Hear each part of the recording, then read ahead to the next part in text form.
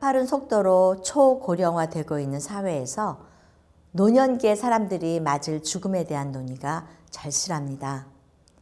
살기에 급급했던 시기라 죽음에 대한 준비가 없었을 수도 있고 죽음을 외면하고 회피해 죽음을 의식하지 않은 탓에 준비를 못했을 수도 있을 것입니다. 노년층은 전 세계적으로 그 비율이 늘어가는 추세입니다. 우리나라도 2020년 통계청 자료로 현재 총 인구 약 5,778만 그쯤에서 65세 이상 고령 인구수 812만 명 그쯤으로 비율이 약 15.7%입니다. 즉 인구 6명당 1명이 노인입니다.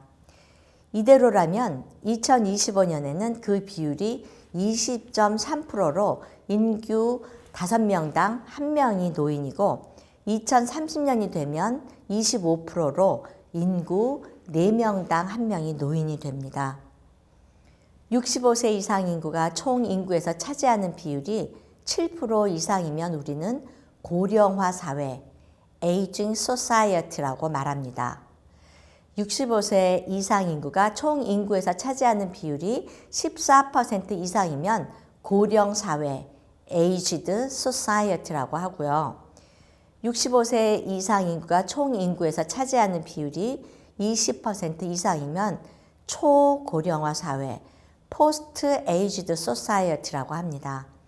이 수치에 따르면 우리는 이미 고령 사회에서 초고령 사회로 가파르게 진입하고 있다는 것입니다. 이렇게 전체 인구 대비 고령 인구의 수가 많아지고 비율이 높아진다는 것은요, 노년 인구가 맞을 죽음에 대한 대비도 절실하다는 것을 의미한다고 할 수 있습니다.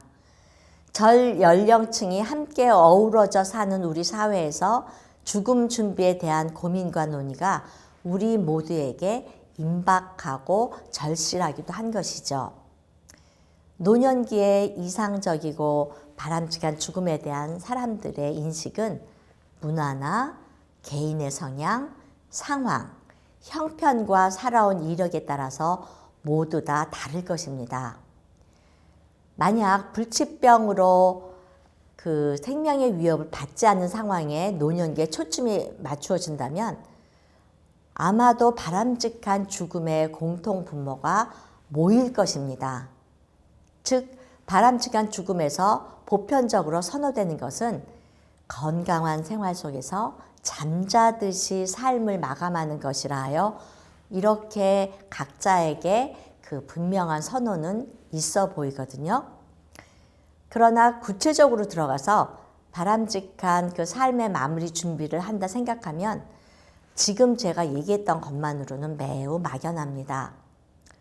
아마도 지인들에게 안녕을 고하고 재산을 정리해 나누고 의식이 없을 때를 대비하여 할 것과 하지 말아야 할 것을 정하겠죠. 그런데 이것은 아주 외피적인 것입니다. 더욱 중요한 것은 나의 내면 상태와 사랑하는 사람과의 교류와 내가 떠난 자리에 무엇을 남기느냐가 될 것입니다.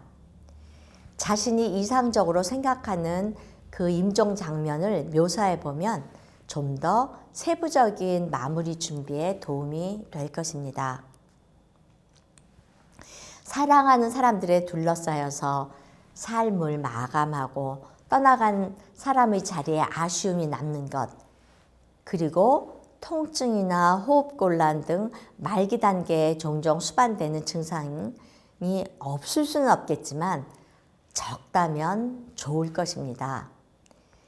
이러한 평안한 죽음에는 필요한 것들이 있습니다. 친숙한 환경, 긍정적인 인간관계, 그리고 신체 상태가 비교적 양호해야 할 것입니다. 하지만요, 무엇보다 중요한 것은 사랑하는 사람들과의 교류 아닐까요? 그리고 경제적인 것, 신체적인 건강, 그런 것들이 또 중요할 것입니다. 평안한 죽음은 비전이나 환상으로 기적처럼 이루어지는 것이 아닐 텐데요. 매일매일 반복되는 나의 삶의 연속에서 이루어진다고 봅니다. 나의 임종이 어떠할 것인가 지금은 알 수 없다고 하지만 그 사람의 삶의 모습을 보면 인생의 마지막도 볼 수 있을 것입니다. 제가 말씀드린 것처럼 평안한 죽음을 맞을 수 있는 기회가 이루어지도록 나의 현실이 열려 있다는 것을 인식하는 것이 매우 중요합니다. 왜냐하면 나의 일상의 선택이 나의 마지막도 이끌어낼 것이기 때문입니다. 저희가요, 에릭슨의 생애 발달 단계를 보았었는데요. 노년기의 생애 발달 단계도 한번 살펴보시도록 하죠. 노년기는 자아 통합감의 시기입니다. 유년기부터 노년기까지 전 생애를 8단계로 묘사한 에릭슨에 따르면 그가 제시했었던 발달 단계 중에서 마지막 단계이고요. 그리고 이 시기는 65세부터 시작되는 시기라고 볼 수 있습니다. 이 시간에는 자신의 삶이나 자신이 한 일을 숙고하는 시기이기도 하죠.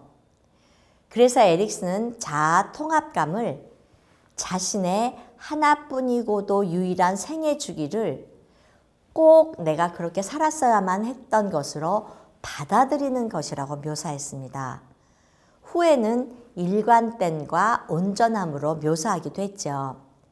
자신의 인생을 그대로 받아들이는 통합적 감각을 발휘하는 나이로 묘사합니다. 즉 그러니까 나의 인생이 좋았던, 성공적이었거나 아니었던, 또 좋은 점이 이렇게 없이 좀 아쉬웠건 간에 그때는 그렇게 내가 살아냈고 그것을 내가 이 시기에는 그대로 인정하면서 받아들인다는 것을 뜻합니다. 왜 노년이 되면 아유 나 잘못 살았어, 나 이후에 대 정말 이런 것들이 아쉬워라고 말씀하시는데 그런 것보다는 그 시간에 자기의 삶에 대해서 열린 마음으로 받아들이고 통합하는 것이 중요하다는 얘기죠.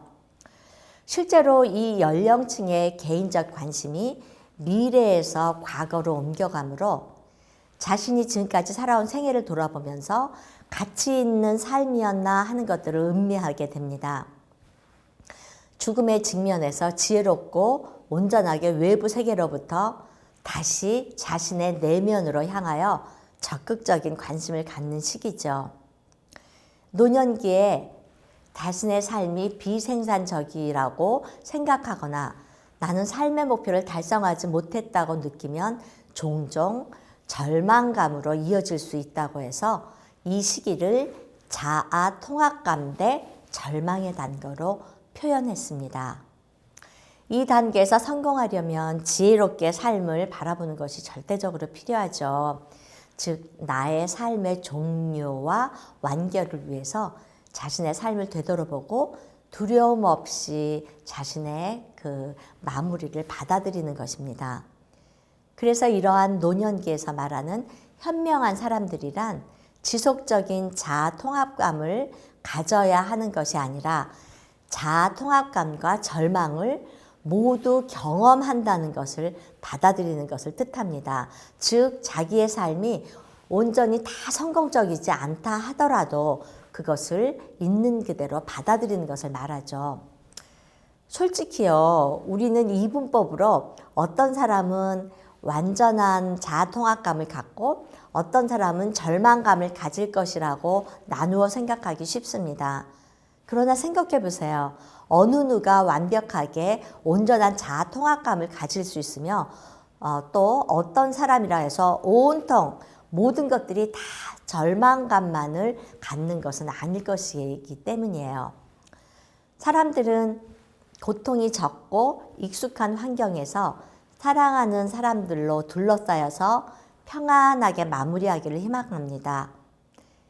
여전히 삶의 종교를 의학적인 관점에서는 의견의 차이가 계속되고 있는데요.